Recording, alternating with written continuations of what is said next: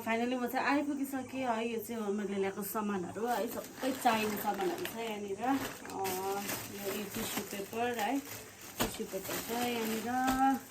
यहाँ चाहिँ बेसन छ, यो सब मेरो यहाँ रेस्टुरेन्टमा चाहिने चिजहरू हो। कफी छ। अहिले चाहिँ सबैजनाको फेभरेट चाहिँ चिज पकौडा भएको छ हो, त्यही भएर चिज चाहिँ मैले यहाँ ल्याएको छु है। तपाईँहरू पनि आउनुहुन्छ चाहिँ यु क्यान ट्राई है, एकदमै दामी बनाउँछु मैले चिज पकौडा हो। सो यो भयो। अन्त अरू चाहिँ अब रोहिणीमा बसेर हो अदुवा किनेर ल्याउनुपर्छ। यो अदुवै छैन, जे चिजमा फेरि यो अदुवा चाहिँ एकदमै इम्पोर्टेन्ट छ नि त। अन्त यहाँ छ लेमन काँक्रा हो, राम्रो गरेँ।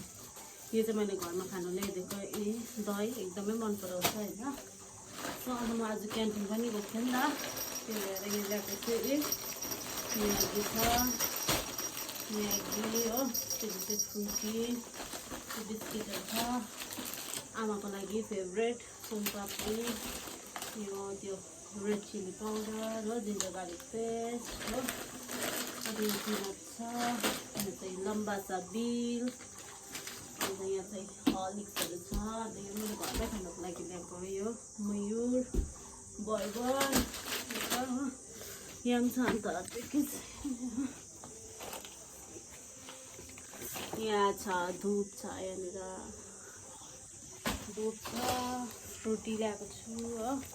त्यसपछि यहाँ ससहरू छ, केचपहरू छ। बुलडक स्पाइसी है, यो चाहिँ म मुकबाङ गर्छु कुनै दिन। अन्त अरू के छ, उयो पनि ल्याएको थिएँ, रुम फ्रेसनर पनि छ, ल्याभेन्डर। अन्त अरू यहाँ त्यस्तै छ, ससहरू छ सबै हो, टमेटो सस के ससहरू छ। सो यति नै है, हत्तु भए। अन्त अरू सौदाहरू पनि थियो, आलु प्याजहरू पनि थियो। ज्याक ज्याक यो चाहिँ हाम्रो ज्याक हो, ज्याक।